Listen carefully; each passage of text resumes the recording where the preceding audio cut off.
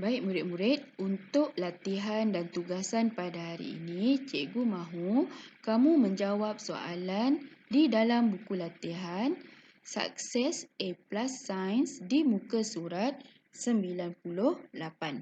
Soalan yang pertama, labelkan mesin ringkas yang terdapat pada mesin kompleks yang berikut, kemudian lengkapkan kesimpulan di bawah. Okey, yang pertama ni adalah basikal. Basikal adalah sebuah mesin kompleks. Jadi kita nak labelkan mesin ringkas yang terdapat pada basikal. Okey, cikgu bagi contoh ya murid-murid. Yang pertama, yang terdapat pada brek basikal ni. Okey, kita menggunakan daya untuk menghentikan kayuhan basikal. Jadi mesin ringkas yang ada daya, beban dan juga fulcrum adalah mesin ringkas. Ya, mesin ringkas tuas. Okey, murid-murid boleh tulis tuas. Okey ya. Seterusnya, okey murid-murid perhatikan, okey yang ni dan juga di sini. Ini adalah yang ni adalah skru. Okey. Seterusnya, okey di bawah ni pada rantai basikal ni terdapat silinder yang bergigi. Ingat lagi yang bergigi adalah gear. Ya, seterusnya di kayuhan dan juga ni yang bulat ni adalah roda dan gandar.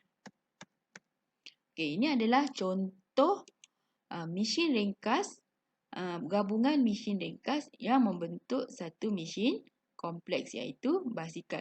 Okey, untuk soalan yang kedua, cikgu mahu murid-murid jawab ya. Cikgu terangkan sedikit.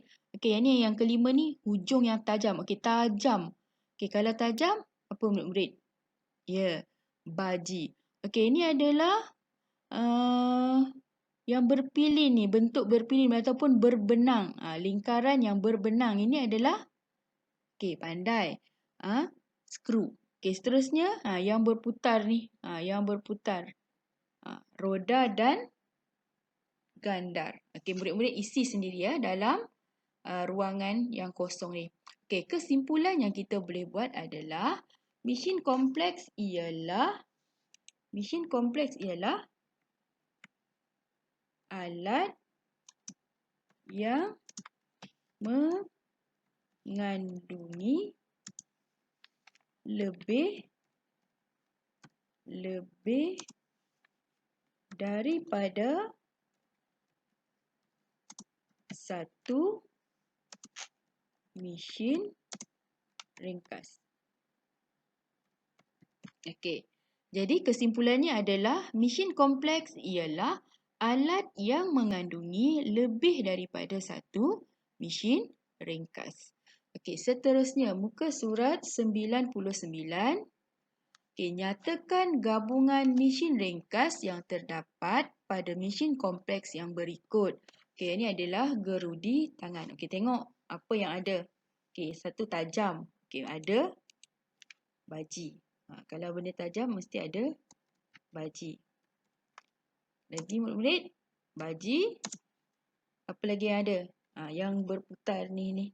Yang bergigi ni adalah, yang bergigi di sini adalah gear. Gear. Okey, yang berputar kat sini adalah roda dan gandar. Dan yang berpilin ni, yang berpilin ataupun berbenang ni adalah pandai adalah skru. Okey. Ini adalah contoh gabungan mesin ringkas yang terdapat pada mesin kompleks. Okey, seterusnya cikgu nak kamu jawab sendiri, gunting. Kita dah tengok, boleh rujuk dalam buku teks ataupun rujuk semula video yang cikgu berikan tadi ya. Okey, seterusnya crane pun ada yang cikgu pun dah terangkan tadi dan juga mesin ringkas yang terdapat pada kereta sorong. Okey. Seterusnya.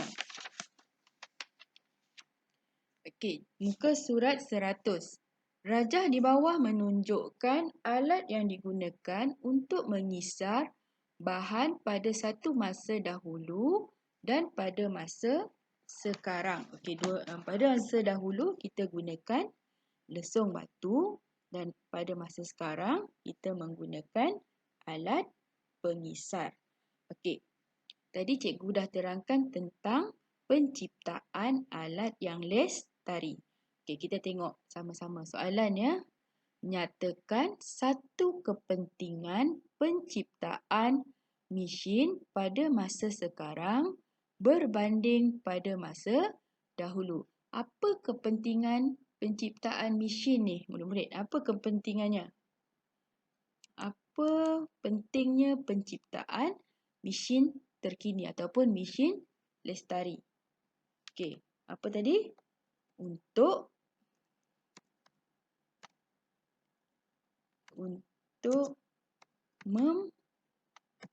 membantu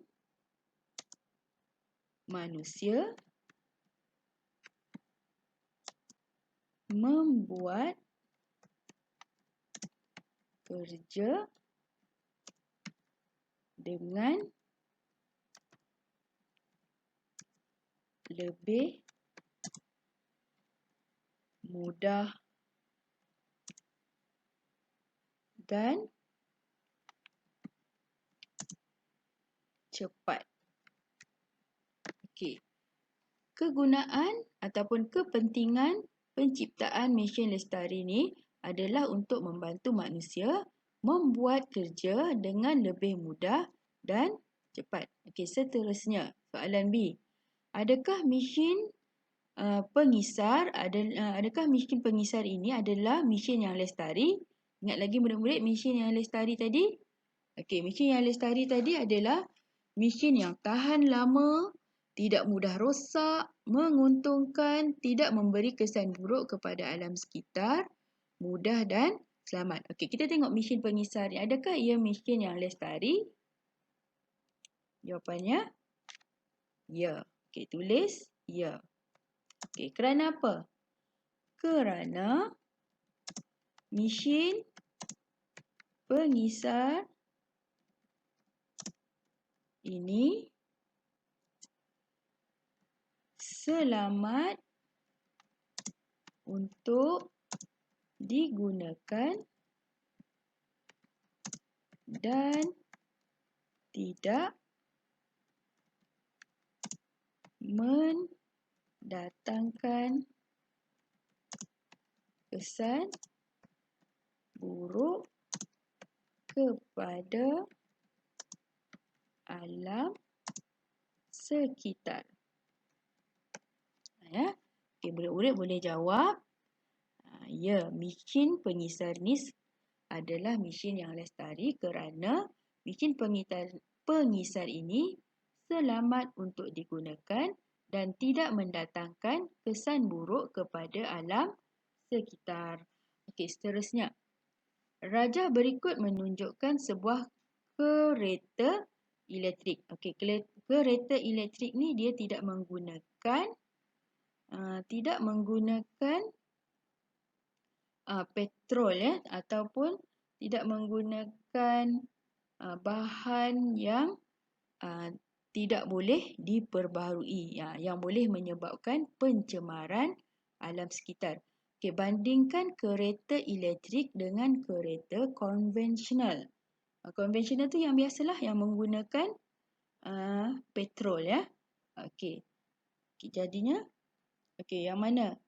Bandingkan kereta elektrik dengan kereta konvensional. Jawapan dia kereta elektrik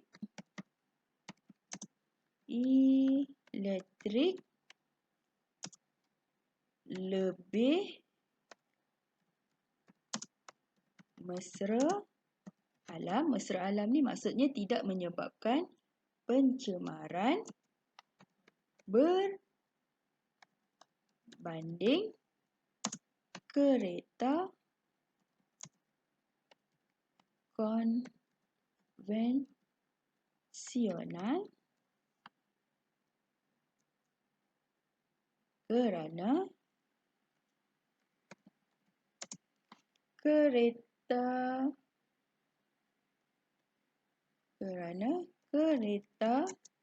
elektrik menggunakan sumber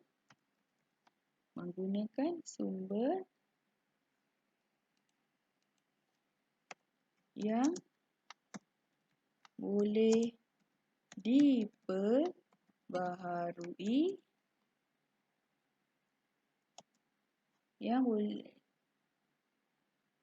untuk berfungsi. Ya. Okay, lagi sekali cikgu terangkan. Okey, bandingkan kereta elektrik dengan kereta konvensional. Okey, kereta elektrik ni lebih mesra alam ataupun tidak mendatangkan ataupun tidak menyebabkan pencemaran alam sekitar berbanding kereta yang konvensional kerana kereta elektrik ni menggunakan sumber yang boleh diperbaharui untuk berfungsi dan dia tidak menyebabkan pencemaran. Okey. Seterusnya, apakah kepentingan mesin yang lestari? Mesin lestari ni mesin yang lestari membantu manusia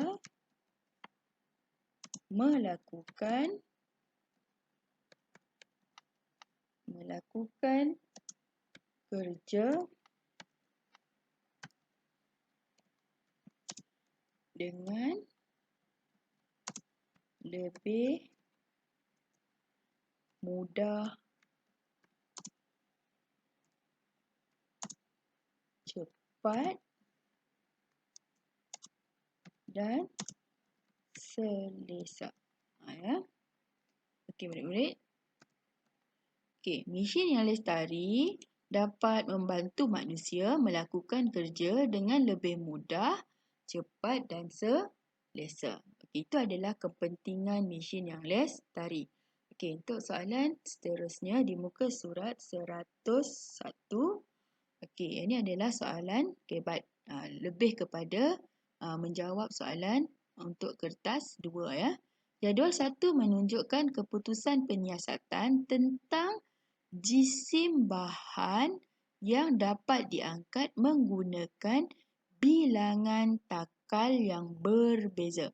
Okey, bilangan takal yang berbeza. Okey, kat situ kita dah nampak dah berbeza adalah pemboleh ubah dimanipulasi. Okey, dia beri jadual. Kalau beri jadual senanglah kita terus tanda. Yang sini adalah PM. Okey, PM. Atasnya adalah PM. Bilangan takal. Okey, yang bawah ni adalah PG. Pemboleh ubah bergerak balas jisim. Bilangan takal 1, 2, 3, 4. Jisim beban yang dapat diangkat 50, 80, 110 dan juga 140. Okey, soalan yang pertama. Nyatakan satu hipotesis berdasarkan jadual 1. Okey, murid-murid, soalan hipotesis mesti bermula dengan perkataan semakin. Okey, semakin apa? Okey, tengok. BM dia semakin apa? 1, 2, 3, 4. Makin banyak kan? Semakin bertambah bilangan takal semakin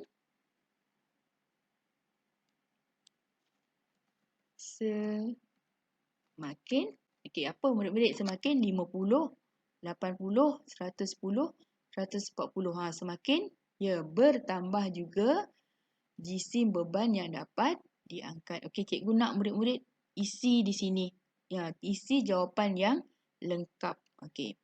Seterusnya, padankan maklumat dengan pemboleh ubah yang betul. Okey, ini padankan, sesuaikanlah. Okey, saiz takal. Okey, saiz takal apa? Okey, bilangan takal. Dah tahu tadi bilangan takal pemboleh ubah dimanipulasi. Jisim beban yang dapat diangkat. Jisim beban yang dapat diangkat adalah pemboleh ubah bergerak. Okey, murid-murid sesuaikan ya. Okey, ramalkan jisim beban yang dapat diangkat dengan menggunakan 6 takal. Okey, di sini setakat 4 sahaja. Di sini dia nak minta 6. Kalau 6 takal, berapa jisim beban yang dapat diangkat? Kita tambahlah. Okey, ni setakat 4. Okey, 5. Kalau 5, berapa murid-murid? 5. Okey, kita tengok perbezaan ni. 50 ke 80 ni tambah berapa? Berapa beza dia? Ya, beza dia 30. Okey, setiap satu ni. Okey, 80 jadi 110 pun sama. Tambah lagi 30. Okey, 110 jadi 140 tambah 30. Okey, jadinya di sini 140 tambah 30. Jadi berapa murid-murid? Di sini kalau 5. Jadi berapa kalau 5? 140 tambah 30. Jadi, ya, 170. Okey. Jika 6, 6 berapa? Okey, tambah lagi 30. Okey, sekarang 170 tambah dengan 30. Okey, kira sendiri. 170 tambah 30, berapa jawapannya? Okey, kalau 6 bilangan takal berapa? Okey, kira betul-betul murid. Yang ni 170 tambah 30. Okey, berapa jawapannya kalau 6 takal digunakan jisim beban yang dapat diangkat berapa? Okey, tulis jawapan di sini. Okey, kira betul-betul. Cikgu dah tunjukkan jalan kira, kamu kira betul. Betul. Okey, akhir sekali, cadangkan satu mesin kompleks untuk mengangkat beban untuk menggantikan takal. Okey, ini takal ni untuk mengangkat beban daripada aras yang rendah kepada aras yang tinggi. Okey, selain menggunakan takal, kita boleh gunakan apa? Okey, kita boleh gunakan apa? Kita boleh gunakan, ya, kita boleh gunakan, okey, cikgu bagi contoh sini, kereta sorong. Kita boleh gunakan kereta sorong kerana kereta sorong mempunyai tuas serta roda dan ganda yang berfungsi untuk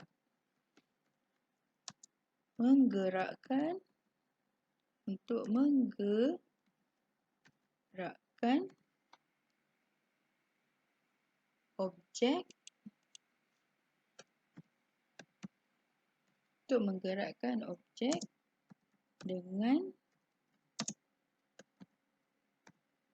lebih mudah. Ya. Selain kita menggunakan takal, kita juga boleh menggunakan kereta sorong untuk mengangkat beban kerana kereta sorong ni mempunyai tuas serta roda dan gandar yang berfungsi untuk menggerakkan objek dengan lebih mudah. Okey, baik murid-murid, setakat ini dahulu penerangan cikgu tentang ataupun cara untuk menjawab soalan latihan. Okey, cikgu harap murid-murid dapat membuat semua latihan soalan dan jika sudah siap,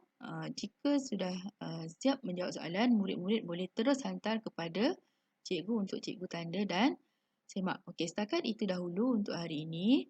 Kita berjumpa lagi pada minggu hadapan. Okey, sekian dahulu. Assalamualaikum warahmatullahi wabarakatuh.